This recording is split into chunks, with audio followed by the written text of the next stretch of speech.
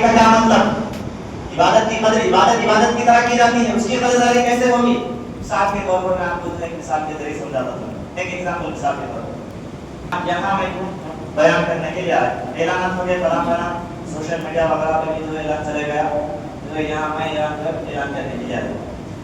میں جب یہاں مسجد میں آیا تو صرف جو مسجد میں کوئی بھی نہیں، صرف امام صاحب ہے، مؤذن صاحب ہے، مقبول بھائی ہے، 2-3 مصلی ہیں اور ان کے علاوہ کوئی بھی نہیں۔ تو میں کیا سمجھوں گا؟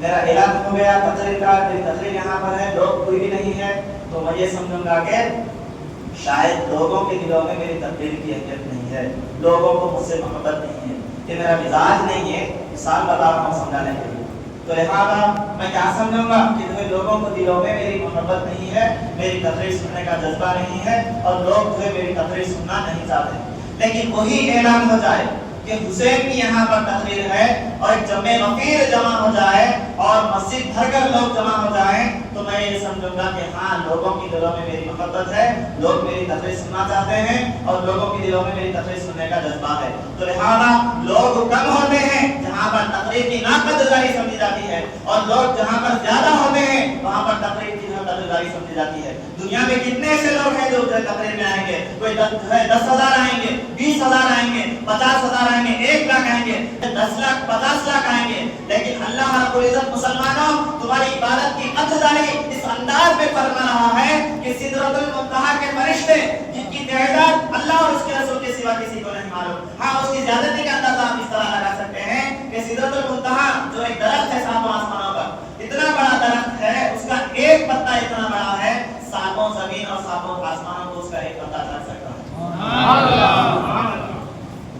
7 زمینوں کو 7 زمین 7 آسمان ایک پتے کے تحت آ سکتے ہیں، اور پھر اس درخت پر ایک پتا نہیں ہے، بے شمار جو ہے اس پر پتے ہیں، اور پھر ان پتوں پر اس سدرۃ المنتہا درخت پر فرشتوں کا یہ عالم ہے، اتنی کثیر تعداد میں فرشتے اس پر رہتے ہیں کہ وہاں پر درخت کا ذرا برابر بھی حصہ جو ہے نظر نہیں آتا۔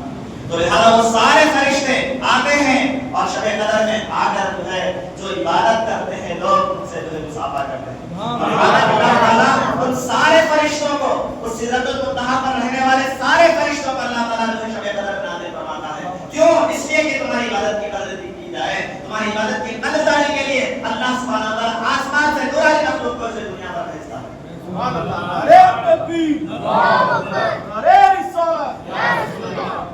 اور تقریر میں آپ لوگ آئے ہیں، میری تقریر سن رہے ہیں، کیا کہیں گے آپ؟ زیادہ سے زیادہ سبحان اللہ کہیں گے، نعرہ تکبیر کہیں گے، واہ ماشاءاللہ مولانا کیا تقریر کیے ہیں، جانے کے بعد میں جو ہے بہت اچھا مواد پیش کیے بولیں گے۔ لیکن وہ فرشتے کیا بولیں گے؟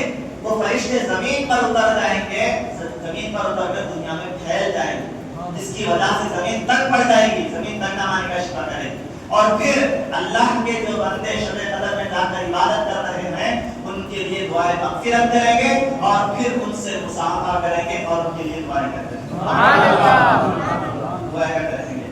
علامہ امام فخر الدین رازی رحمۃ اللہ تعالی نے فرمایا کہ اے انسان ذرا غور کر، اے انسان ذرا غور کر، جب پہلی مرتبہ تیرا پتلا بنایا گیا تھا حضرت آدم علیہ السلام کی شکل میں، پہلی مرتبہ تیرا مجسمہ بنایا گیا تھا حضرت آدم علیہ السلام کی شکل میں، تو فرشتوں نے تجھ پر اعتراض کیا تھا کہ نجعل فیہا من یفسد فیہا ما یسفک الدماء ونحن نسبح بحمدک ونقدس لک۔ اے پروردگار تو ایک ایسی مخلوق کو دنیا میں بھیج رہا ہے، ایسی مخلوق کو خلیفہ بنا رہا ہے جو دنیا میں جا کر خود ریزی کرے گی، دنیا میں جا کر فساد پھیلائے گی، دنیا میں جا کر فتنہ جو ہے فتنہ مچائے گی۔ تو اے انسان غور کر، جب پہلی مرتبہ تیرا پتلا بنایا گیا تھا حضرت آدم علیہ السلام کی شکل میں، تو وہ نورانی مخلوق فرشتوں نے تجھ پر اعتراض کیا تھا، اور پھر تو جب نطفے کی شکل میں تو دنیا میں داخل ہوا تو خود تیرے ماں باپ نے تجھے پسند نہیں کیا، اور جب جو ہے وہ جب خارج ہو جائے تو غسل واجب ہو جاتا تھا، اور جب جو ہے کپڑے پر لگ جائے تو جو ہے تیرے ماں باپ نے تجھے ناپسند کیا، اسے گندگی کے ساتھ جو ہے تصور کیا جاتا تھا۔ تو لہٰذا اے انسان غور کر، جب پہلی مرتبہ تیری پیدائش ہوئی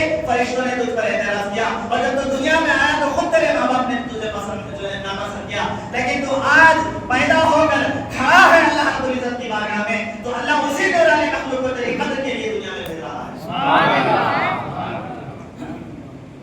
تو جو ہے تمہاری قدر کے لیے فرشتوں کو بھیجا ہے۔ ارے فرشتے وہ نورانی مخلوق جن کے متعلق قرآن گواہی دے رہا ہے کہ لا